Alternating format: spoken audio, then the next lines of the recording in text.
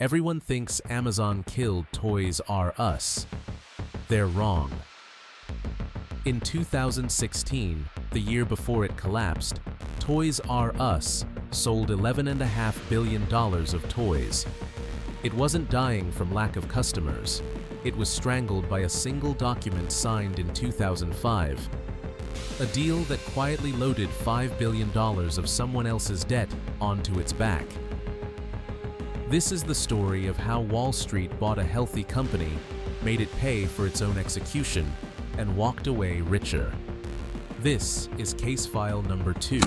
To understand the crime, you have to understand the victim.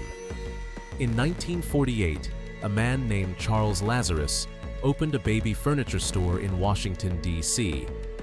Customers kept asking for toys, so he pivoted and invented something the world had never seen: the toy supermarket. Aisles and aisles of everything a child could dream of under one giant roof.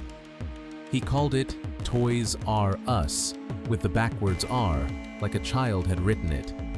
By the 1980s, it wasn't just a store, it was the store.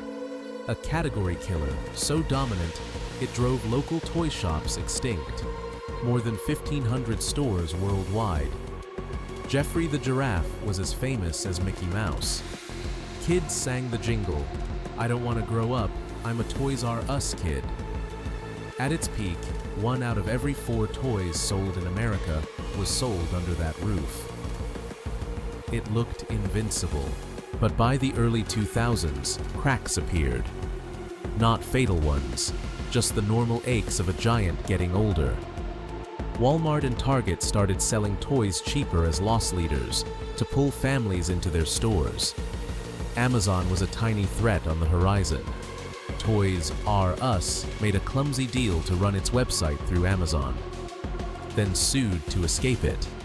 The stock was sluggish. The company needed to modernize. Better stores, a real website, lower prices. It needed investment. What it got instead was the opposite. In 2005, management made a decision that would doom it.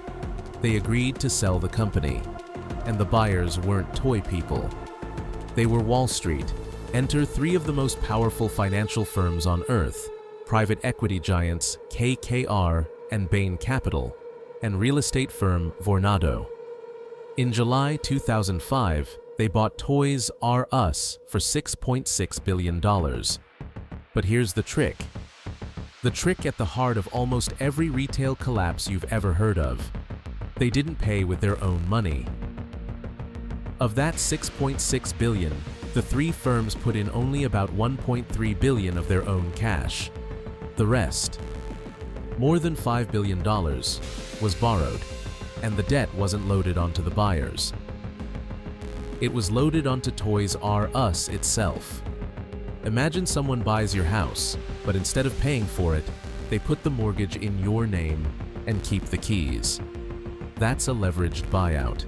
Now, was buying Toys R Us the mistake?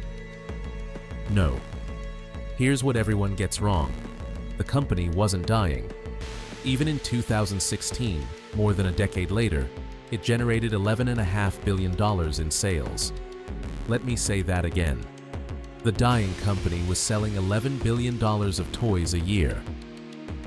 So what actually killed it? Math. That $5 billion in debt came with a price: $400 million. Every single year, just in interest.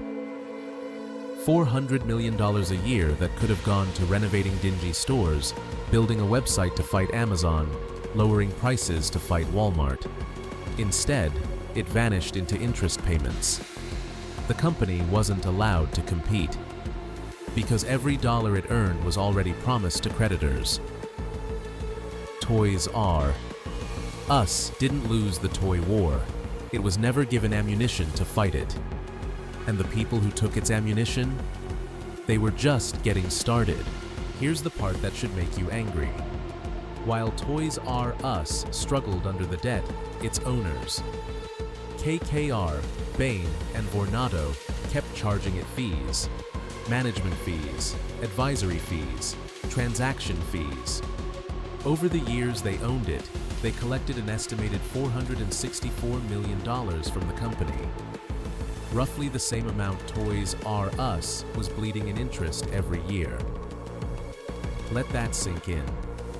The firms that loaded the company with debt were also billing the company for the privilege of being owned by them.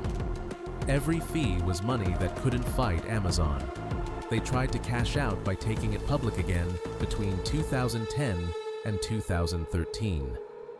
But investors saw the debt and said no. The exit was blocked. The debt remained. And the clock kept ticking. By 2017, the interest had done its work. Toys R Us had a decent holiday season coming, no immediate crisis in sales. But it was suffocating. It couldn't refinance. Vendors, hearing rumors, got nervous about being paid and started tightening terms right before the crucial Christmas season.